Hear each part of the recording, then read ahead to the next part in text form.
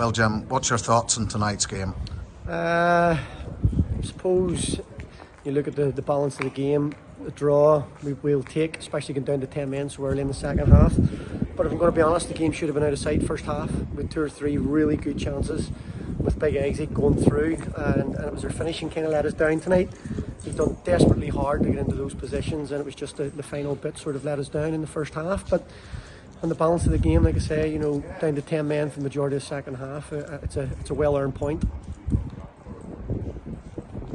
Listen, I just don't think it's a red card, Chris. If I'm being honest, I think it's very harsh. And anybody we've spoke to, I haven't seen it back, but anybody we've spoke to in the ground, their whole bench says it was a yellow card at best. So to go down to 10 men, it's really disappointing. They then got a free kick at the end of the game for their boy lying on top of the ball and handling it.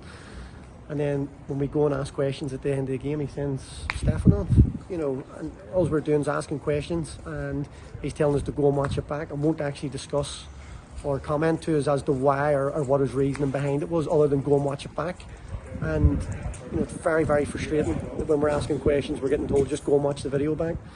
We're asking them to justify their decision, and ultimately now our assistant manager's been sent off for asking questions. So very, very frustrating. Like I say, there's no one in the ground that I've spoke to so far from both sides have said it was anywhere near a red card, and it's frustrating because those decisions can ultimately bite you in the backside. Like I say, the free kick they got at the end too for their boy lying on top of the ball, and then they get a corner from it as well, and put you under pressure in the last minutes of the game. Yeah, I think that the feeling in the stand was the same, that it was a yellow card. It was never a red card, but now obviously straight red. Lewis is out for 3 games. Doesn't do us any good. You don't get much luck when we're down at this end of the table.